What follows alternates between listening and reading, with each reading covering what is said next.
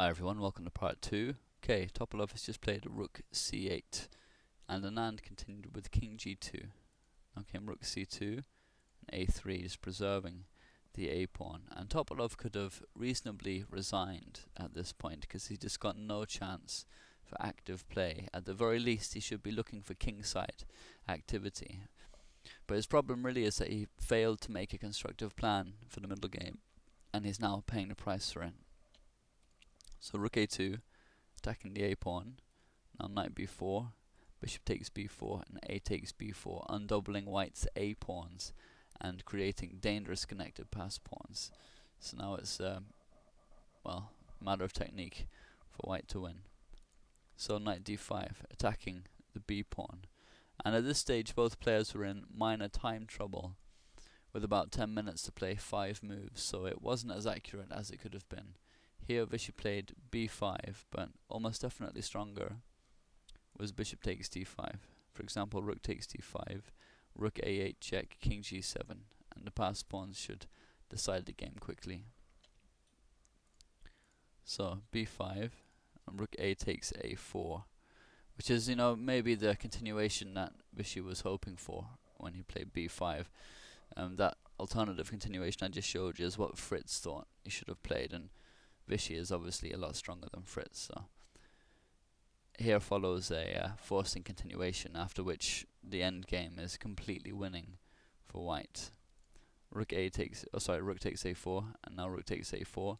Bishop takes d5, e takes d5, b6, and rook has to get back to stop the pawn from queening. So b7, forcing rook b8, and this endgame is just completely winning for white, and we can see some of the principles we looked at in the endgame series coming into play, notably the difference in rook activity, as Topalov's rook is completely tied down to preventing the b pawn from queening, whilst Anand's has the freedom to move wherever it wants, although it's very well placed on b3, just supporting the b pawn. More importantly, however, Anand's king is much more active than Topalov's king, especially after his next move, king f3, and now there's no way for black to hold on to his center pawns, which have been pushed too far to defend. Topalov tried d4, but after king e4 he finally accepted that there was no hope in his position and resigned.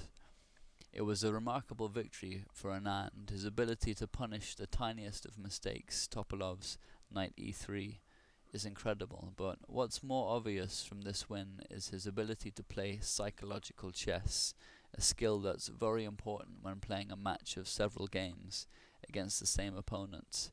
This approach of frustrating Topalov by reducing his attacking chances and forcing him to play slower chess is one that I believe could be very effective for the remainder of the World Championships. So we've got a bit of time left anyway, we may as well have a replay with the threatened squares on.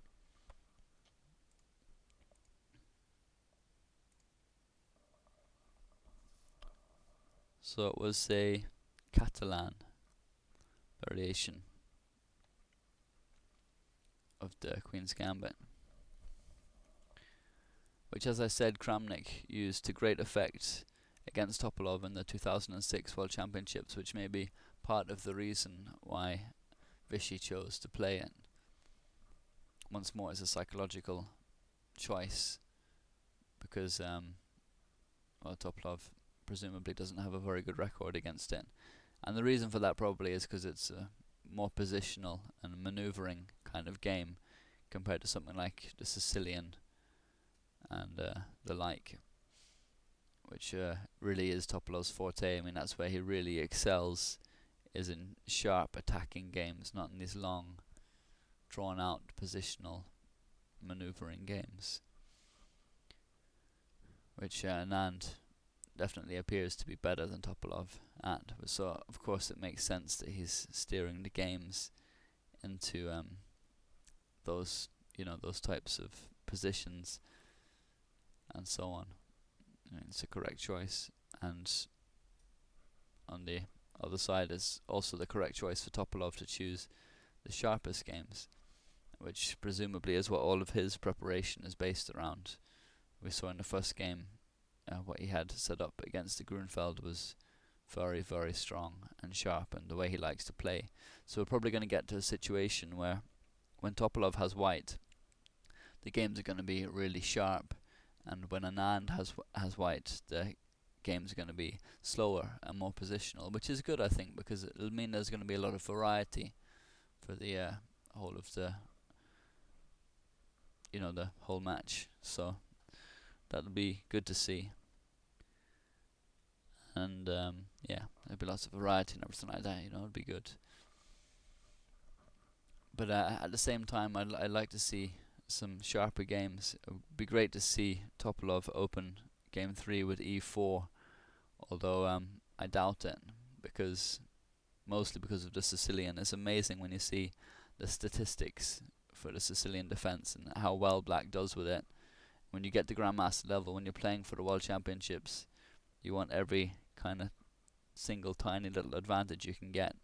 And given the stats that the Sicilian gets against e4 compared to any defense against d4, it does make a difference. So it's fair enough that the players continually open with d4, but it would be great to see a couple of Sicilians between these two. They'd be brilliant games, and both sides must have done some preparation in playing against e4 as well. So it's pretty much safe to say we can expect 1 or 2 over the course of the whole match.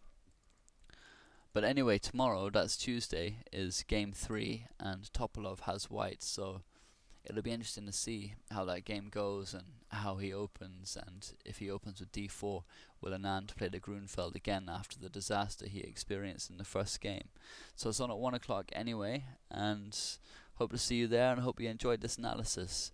Please leave any comments or thoughts. Thanks very much.